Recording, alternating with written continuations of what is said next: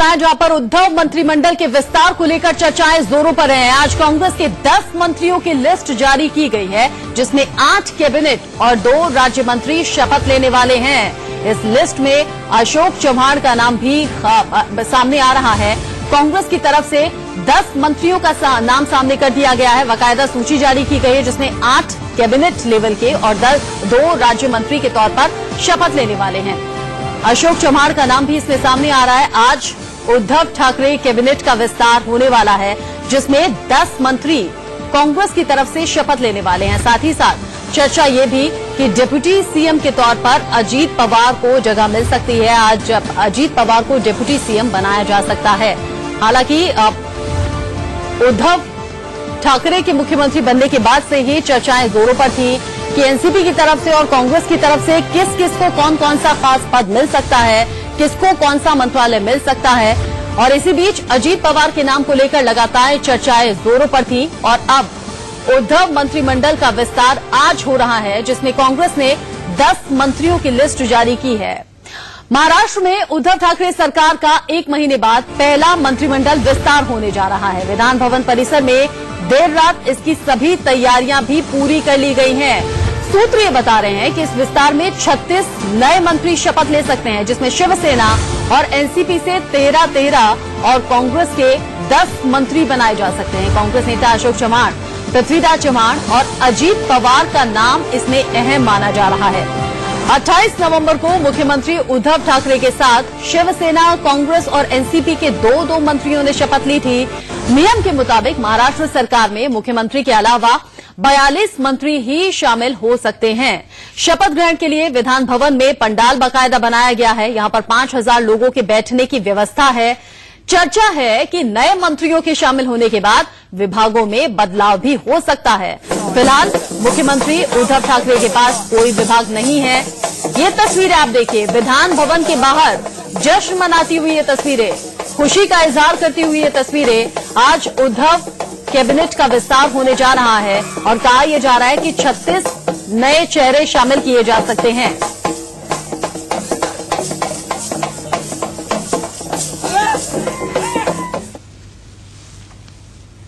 ये कल मंत्रिमंडल का विस्तार निश्चित है, सारी तैयारियां हो गई हैं। कौन मंत्री बनेगा, किस विभाग की किसे जिम्मेदारी दी जाएगी, ये सारा अधिकार मुख्यमंत्री महोदय का है। लेकिन मिलीजुली सरकार है तो सभी दलों से मंत्री होंगे। हमारी पार्टी के जो मंत्री होंगे उसकी सूचना जो है पवार साहब निर्णय लेकर मुख्यमंत्री जी को करेंगे। लेकिन निश्चित है तीनों दलों के कल मंत्री शपथ लेंगे। गृह मंत्रालय और रेवेन्यू को लेकर आपस में कुछ टकराव है? किसी भी विषय को लेके किसी भी प्रकार की कोई टकराव की स्थिति नहीं, कोई विवाद नहीं है। हमें लगता है ये सारी मनगढ़ंत खबरें चल रही हैं। इसके अलावा एक खबर ये भी आ रही है कि जिस तरीके से शिवसेना ने जो पोस्टर्स और होर्डिंग्स लगाए पूरे मुंबई में, उसे पूरा क्रेडिट जो है लोन वेवर्स का पूरा खुद लिया है। ये उनका अपना दल है, उन्हें अधिकार है पोस्टर लगाने का। हमें लगाना है हम भी लगाएंगे, कांग्रेस को लगाना है कांग्रेस भी लगाएगी। तो हमें लगता है इसको लेके कोई सवाल उठाना उचित नहीं है। सरकारी जो भी प्रचार प्रसार होगा तो पार्टी का नहीं होता, सरकार का होता है। हाईकोर्ट, सुप्रीम कोर्ट के आदेश है कि प्रधानमंत्री और मुख्यमंत्री को छोड़ के कोई तस्वीर निकाली नहीं जा सकती। तो निश्चित रूप से सरकारी भी जो भी विज्ञापन होंगे उसमें मुख्य प्रसार होगा तो पार्टी का नहीं होता, सरकार का होता है। हाईकोर्ट, सुप्रीम कोर्ट के आदेश है कि प्रधानमंत्री और मुख्यमंत्री को छोड़ के कोई तस्वीर निकाली नहीं जा सकती। तो निश्चित रूप से सरकारी भी जो भी विज्ञापन होंगे उसमें मुख्यमंत्री जी का ही फोटो नजर आएगा। लेकिन क्या फिर आगे आने वाले दिनों में एनसीपी भी लोगों तक जाके ये संदेश देगी कि हमने भी ये किया है? ये संदेशा देना क्या, मिलीजुली आघाड़ी की सरकार है, तीनों दल है। जो भी निर्णय होगा, जो भी अच्छा काम होगा, तीनों की जिम्मेदारी होगी, उसका श्रेय तीनों दलों को मिलेगा। जो भी गलती होगी उसकी भी जिम्मेदारी तीनों दलों को उठानी पड़ेगी। मिलीजुली सरकार है तो तीनों दलों के सामूहिक सरकार का निर्णय, उसका अच्छा बुरा सारी जिम्मेदारी तीनों दलों को लेनी पड़ती है। इसके अलावा जो है मुख्यमंत्री निवास स्थान के ऊपर कुछ राइटिंग्स मिल आए हैं। ये कहा जा रहा है कि देवेंद्र फडणवीस की बेटी का वो कमरा था जिसमें उद्धव ठाकरे और शिवसेना के बारे में कुछ लिखा गया है। देखिए, छटपटाहट, सत्ता जाने की ये सारी चीजों से नजर आ रही है। लेकिन जिस तरह की बातें लिखी गई वो कितनी छोटी सोच है ये दर्शाता है। हमें लगता है देवेंद्र जी ये कह दे कि हम लोगों ने नहीं किया, किसी और ने किया, तो उस कमरे में, उस बंगले में दूसरा कोई जा नहीं सकता। जिस तरह से चीजें लिखी गई है वो कहीं न कहीं ओछापन है और इस तरह से लिखना ठीक नहीं है। तो तैयारियां पूरी कर ली गई हैं और इसी खबर पर ज्यादा अपडेट के लिए हमारे साथ जुड़ गई हैं प्रीति सोमपुरा, उनका हम रुख करेंगे।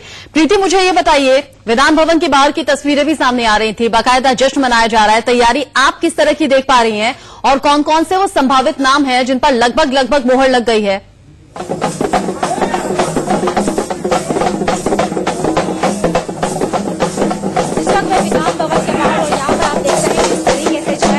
एनसीपी के कार्यकर्ताओं की तरफ से जो है यहाँ सेलिब्रेशन चल रहा है। अगर हम बात करें जो कैबिनेट का जो विस्तार होने वाला है तो इसमें जो है कांग्रेस की तरफ से पृथ्वीराज चौहान जो है वो आज शपथ नहीं लेंगे, लेकिन उनको जो है महाराष्ट्र प्रदेश कांग्रेस अध्यक्ष बनाया जाएगा। कांग्रेस की तरफ से जो लिस्ट आई है उसमें जो है सबसे प्रमुख नाम जो है वो अशोक चौहान का है। इसके अलावा डीसीएम पोस्ट के लिए आज अजीत पवार भी शपथ लेंगे। इसके अलावा कांग्रेस की लिस्ट जो है उसमें जो है प्रणति शिंदे जो सुशील कुमार शिंदे की बेटी है उनका नाम भी लिस्ट से गायब है। इसके अलावा सूत्रों के हवाले से जो जानकारी मिल रही है उसके मुताबिक आदित्य ठाकरे भी शपथ ले सकते हैं और शिवसेना की जो लिस्ट आई है उसमें सबसे ज्यादा जो आज प्राधान्य दिया गया है वो ग्रामीण इलाके के एमएलए को दिया गया है। अर्बन इलाके के ज्यादातर एमएलए जो है आज शपथ नहीं लेने वाले।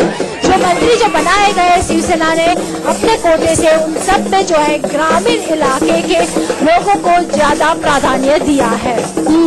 प्रीति सोमपुरा, बहुत सी अहम जानकारी देते हुए ग्रामीण इलाकों के एमएलए को प्राथमिकता दी गई है। लगातार तस्वीरें भी हम अपने दर्शकों तक पहुंचा रहे हैं। विधान भवन के बाहर की ये लाइव तस्वीरें हम आपको दिखा रहे हैं, लेकिन प्रीति सोमपुरा जानकारी दे रही है पृथ्वीराज चौहान शपथ नहीं लेंगे। कांग्रेस की लिस्ट में अशोक चौहान का नाम सबसे ऊपर है। सुशील कुमार शिंदे की बेटी भी शपथ नहीं लेने वाली है और जानकारी है कि आदित्य ठाकरे भी शपथ ले सकते हैं।